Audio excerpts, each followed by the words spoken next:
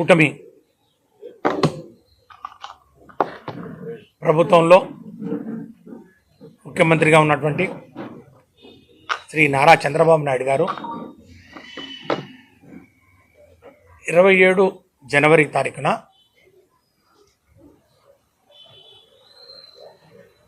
సచివాలయం నుండి ఎన్నికల హామీ విషయంలో చాలా స్పష్టంగా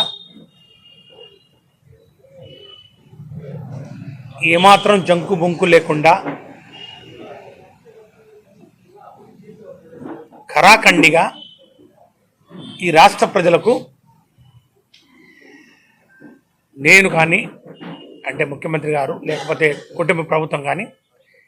ఈ రాష్ట్ర ప్రజలకు ఇచ్చినటువంటి హామీలు ఏవైతే ఉన్నాయో ఈ సూపర్ 6 సూపర్ 7 లేకపోతే వాటితో కలిపి ఎన్నికల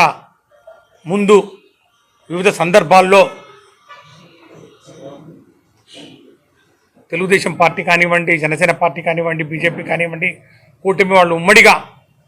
ఈ రాష్ట్ర ప్రజలకు ఇచ్చినటువంటి హామీలు సుమారు 31 పైచిలకు హామీలు ఏవి కూడా నెరవేర్చే పరిస్థితి లేదు, మేము నెరవేర్చలేం అని చెప్తూ డొంక తిరుగుడు సమాధానాలు చెప్తూ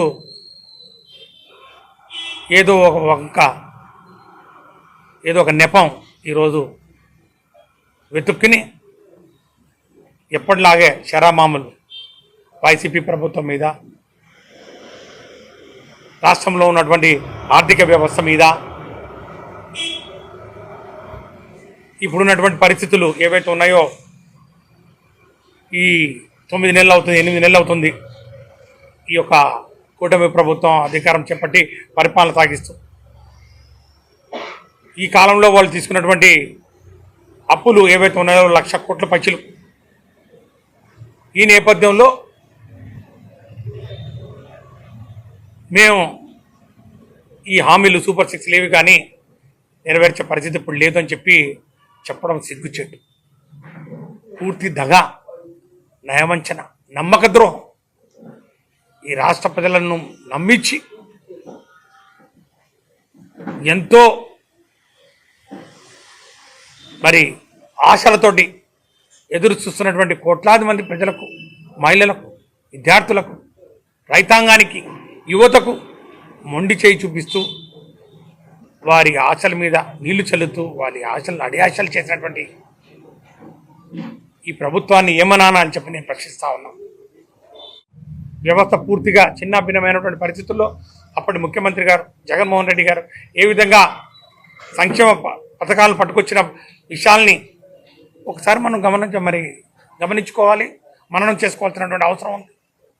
ఆ సమయంలో మీరు చేసినటువంటి వ్యాఖ్యలు చంద్రబాబు నాయుడు గారు కానివ్వండి, లోకేష్ కానివ్వండి, వారి పాదయాత్రలో లేకపోతే యువగలం కార్యక్రమాల్లో వివిధ సందర్భాల్లో ఈ రాష్ట్రం అప్పుడు 1924 మధ్యలో ఇది మరో శ్రీలంక అవుతుంది. ఈ రాష్ట్రం అప్పుల పాలైంది. ఈ రాష్ట్రంలో మరి ఆర్థిక పరిస్థితి పూర్తిగా